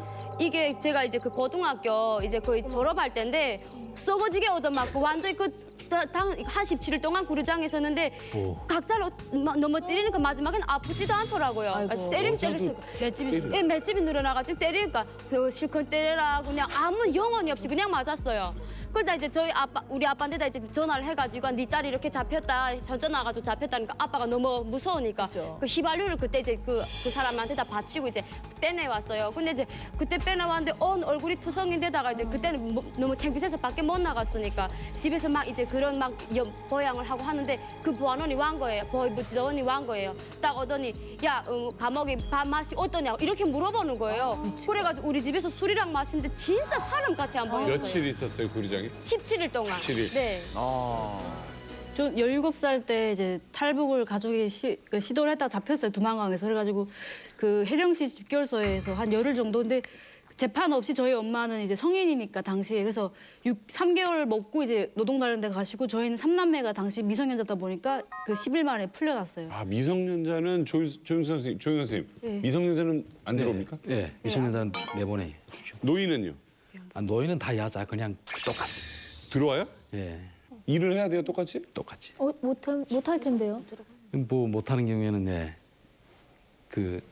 그뭐 불을 피는 아주 소일 편한 일을 조금 좀 봐주는 경우도 있어요. 노인도 구타를 당할 수 있습니까? 네. 야, 심하다. 일단 구타는 그 집결서부터 시작이 돼요. 일단 북한은 모든 범죄를 들어가면 매부터 일단 맞아요. 신고식이 맞는 것부터 시작돼요. 여자라고 안 봐줘요. 할머니라고 안 봐주시고요. 심지어 손잡벌 되는 그 보안원, 그러니까 안전원들이 막 입에 담지 못한 육두문자로 막 쌍욕을 하면서 패요. 진짜 장난 아니라니까. 조윤 선생님, 폭행이라는 게 하다 보면 습관에 배는 경우가 있지 않습니까? 그러니까 멀쩡했던 사람도 갑자기 거기에 이제 몰입이 되면서 자연스러운 행위로 되고 혹시 그런 폭행이 습관화되는 경우도 있지 않을까요? 그러게. 그 재미로 그 재미 삼아 구타하는 사람들도 있어요. 있죠. 예, 그러니까 반장인 반장이 그 안에서는 똑같은 죄인데도 어떤 그런 권한을 가졌잖아요. 그래서 걔네가 주로 구타를 하는데 그게 오히려 그 재미가 들어서 더 구타하니까 불쌍하고 정말 맥없는 사람이 들어왔는데 이자처럼 노인도 막 때리고 이럴 때는 제가 가끔 말리는 경우도 있고. 반장이 어떤 처벌을? 그 처벌 와중에 수많은 처벌이 있는데 가장 그 제가 지금 생각한 것 중에 가장 그 잔인했던 생각이 있는데 담배. 그 안에서는 담배를 못 펴요. 담배 피다 걸리면 그 수세, 일반적으로 족쇄라는데 수세를 걸고 손가락 요 수세가 있어요. 이렇게 손가락 딱 끼워놓고 조이면은 꼼짝 못합니다. 그리고 이렇게 뒤로 묶어서 라제타, 날로. 라제타에다 뒤로 이렇게 묶어놓으면 앉지도 서지도 못하게 돼요. 그러니까 완전히 엉덩이 들 수도 없고 더 내릴 수도 없고 그렇게 완전 해놓고 담배를 고문이네요. 입초를 말아서 이만큼 말아주는 거예요. 근데 불을 붙여 담배 피라고 실컷 피우라는. 그러면 이렇게 한 상태에서 담배를 피우면 얼굴이 이만하게 붓죠. 그 열에 의해서. 이야. 단련대에서 이 감시자들은 정확히 어떤 걸 감시를 하는 건가요? 가장 중요한 건 첫째 도망 못 가게. 도망자가 있으면 힘이 없을 것 같아요. 그래도 그 그래, 도망가. 틈이 나면 다 도망갑니다. 도망가서 중국을 다시 넘어. 그럼 어떻게 막아요? 그 넓은 곳을. 그 상무 지도원들 일단 있고, 그다음엔 그 반장이 있고, 그다음엔 조장들이 있어요. 그래서 예를 들어서 뭐 입안에 1조에 홍길동이 사라졌다 하면은 그 조장부터 반장은 아주 서로 감시하게 하는 거죠. 그 사람부터 처벌을 하는 거죠. 그리고 그 사람도 예를 들어 완장을 찬 거네. 그 사람은 3개월 받고 들어온 사람인데 사람을 놓쳤다 하면 6개월을 만들어줘요. 아유. 와우. 그래서 정말 악을 먹고 감시를 하는 거예요. 그러면 그 안에서 서로 위해 주는 게 아니라 감시를 막 해야 예, 서로 감시하게. 그리고 이자처럼 도망갔다 하면 밤새 안 재우고 온 단련대가 거의 콩처럼 튀어야 돼요. 뭐 구타는 물론이고요. 그다음엔 누구 남아 있는 사람을요? 그다음엔 비판서를 다 씌우고 149명 감시를 왜 못했냐 그걸 따지고 그 도망가 한 명 그렇죠. 때문에. 그게 150명 중에 예를 들어서 한 명이 도망갔어요. 그러면 조장만 그렇게 혼난다는 거예요? 아니면 나머지 반장까지 다요. 나머지 다 149명. 그러니까 모두 감시하게 만들어. 누구 팀이면은 모든 사람들이 다 처벌을 받아. 재판도 없이 그렇게 할 수 있습니까? 네. 그게 어떻게 그 자체가 가능하죠? 재판이 없이 들어오는 그 수용 시설이라서. 그럼 만약에 2개월이나 3개월이 늘어나는 거는 그 내부에서 그냥 올릴 수 있어요? 네, 그 내부에서 결정. 항의 안 합니까? 항의 없어. 세상에. 근데 원래 그 당시 거기 처벌이 금지돼 있는 거 아니에요? 그 원래 사회주의 헌법에도 그 구타를 할 수 없게 돼 있습니다. 교도소 안에서도 무기를 하고 암암리에 조종도 이렇게 조장을 하죠. 그러니까 제가 직접 손을 안 대고 예를 들어서 누구 그 정말 죄를 지었는데 그 안에서도 뺀질뺀질한 말을 안 듣는다면은 그 상급자가 제 손 좀 세워 그러니까 때려란 말을 안 하고 선 좀 세워 하면은 그 선이 곧 구타죠. 야, 이게 완장의 힘이네요. 아니, 선생님이 지금 굉장히 그때 당시 했던 일이 되게 미안해갖고 지금 그 굉장히 말을 조심스럽게 하시는 것 같은데 그 일단 거기는 뭐 감시하다 보면 사람들이 강제 노동하다 다칠 수도 있고 아플 수도 있잖아요. 그러면 뭐 치료도 해주고 그런 거는 있나요? 네, 그런 건 전혀 없습니다. 전혀 없고. 강철환 선생님. 네. 꼭 그렇게까지 처벌이 금지돼 있는데도 해야 되나요? 그러니까 이제 이게 모든 조직이 보이부 한 명이지만 그 죄인들이 다 똘똘 뭉쳐가지고 서로 감시하게 만들어놨어요. 그리고 최종 말단 조직의 5인조는 5명 중에 1명이 뭔가 잘못되게 되면 공동 연대 책임 문제입니다. 그래서 일을 못해도 똑같이 할 때까지 해야 되고 뭐 5명 중에 1명이 도망을 치게 되면 그 조직은 완전히 죽는 거죠. 네, 그래서 그 감시 시스템이라는 것은 보이부 인원은 많지는 않지만 죄인들끼리의 감시 시스템 이게 아주 잘 돼 있습니다. 정말 사실 선생님도 마음 편하지 않으실 겁니다. 아마 그 미안한 마음, 죄스러운 마음 같은 것 때문에 좀 그 괴로움도 있으실 것 같아요. 그런 것 때문에. 네. 그 안에 있을 때는 몰랐는데 네. 그런 사회고 또 저도 본의 아니게 그런 데를 가서 근무를 했었는데 지금 그 안에서 지금도 그 안에 있으면 몰랐겠죠. 근데 지금 이렇게 밖에 나와서 보니까 정말 미안하고 안 됐고 정말 저게 사람 사는 세상이 아니고 지옥이구나 하는 생각이 들죠. 우리 조영현 선생님 아무튼 이렇게 용기를 내주신 게 너무 감사드려요. 네. 사실 이런 증언들이 있고 그리고 상처받은 사람들, 아픈 사람들이 있잖아요. 근데 그 안에서 똑같은 처지인 사람들이 다시 감시를 한다고 그러니까 저는 오늘 너무 놀라웠어요. 서로 물구뜯기를 시키는 거죠. 북한이 감시에 목숨을 거는 이유가 뭘까요, 김길선 기자님?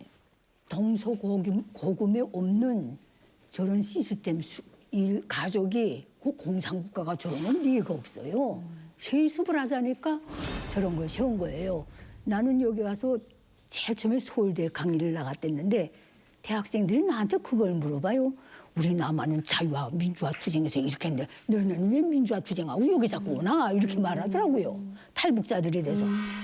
너무 가슴이 아팠어요. 왜 그러냐면 북한 사람들이 자유랑 공기를 마실 기회가 한 번도 없은 거예요. 500년 동안 봉건 체제에 있었죠. 36년간 일제 식민지 통치가 있었죠. 똑같은 날 해방됐는데 여기는 자유민주주의 공기를 아는 미국 군대가 들어오고 저기는 공산 독재 체제의 시스템이 들어온 거예요. 소련. 그러다 보니까 자유라는 그 공기를 한 척도 맡은 적이 없는 제일 불행한 민족이에요. 거기다가 이 김일성 족속이 이제 말 들으면 얼마나 야만적이에요. 죄의식 가지지 마세요. 그 자들이 당신의 혁명 초소를 거기다 정해놨으니까 할 수 없이 간 거지. 어쩔 수 없이. 어쩔 수 없이 간 거죠. 그런 시스템을 북한 주민들이 미처 깨기도 전에 다 수립한 거예요. 이분들이 남조선 무슨 드라마고 뭐고 마음껏 보기 전에 이미 모든 시스템을 다 깔아한 거예요. 감시, 통제 시스템 서로 물고 뜯고 말했잖아요. 좋은 인민이 감시자인 동시에 좋은 인민이 감시를 받아야 되는 시스템을 그걸 일사천리로 깔아놨어요. 그러다 나니까 헌법에는 시위, 집회, 결사의 자유라는 게 딱 있어요. 집회, 결사의 자유가 뭔지도 모르고 살아가고요. 참 오늘 아마 저기 장세윤 선생님도 그렇고 조영현 선생님도 그렇고 이 얘기 탈북자들 사이에서는 말씀 잘 못 하셨을 것 같아요 그동안. 말 잘 못 하셨죠 탈북자들끼리 있을 때도. 네. 장 선생님은 어떠셨어요? 그 얘기할 수가 없죠. 그 갈등이나 지금 뭐 눈물도 많고 서름도 많고 또 그게 피해자들 가족이 또 여기 많으니까 굳이 또 막 말을 해서 이런 원한 사겠냐 이런 식으로 말을 안 한 거죠. 네. 오늘 조영현 선생님하고 장세윤 선생님 용기 있는 증언해 주셔서 너무 감사드려요. 지금 두 분의 그 증언과 말씀이 혹시라도 지금 피해 입고 있는 분들, 그 북한의 인권에 관련된 일을 지금 하시는 분들에게 큰 도움이 될 겁니다. 그리고 대한민국 국민들도 더 관심을 갖게 된 계기가 됐으니까요. 오늘 정말 고맙습니다. 제일교포 출신이나 화교 같은 사람들을 제3의 신분을 가졌다라고 합니다. 내가 생각하던 옹훈이 저곡이 아니구나. 분명 지상낙원이라는 게 지하낙원이 아닌가 이런 느낌도 들고. 단 한 사람도 돌아갈 수 없었고. 제일교포들이 쓴 편지를 100% 다 뜯어봤어. 좋은 말만 써야 편지가 가게끔 했으니까. 합장을 해서 그 아버지 유골 자체도 없어진 거예요. 내가 만약 안 갔더라면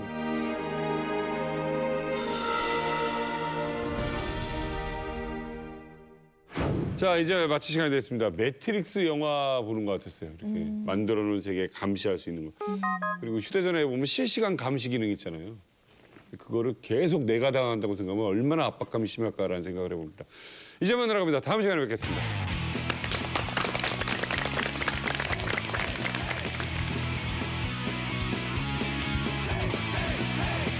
여성 골반 근육 강화기 베리안에서 백화점 상품권을 드립니다.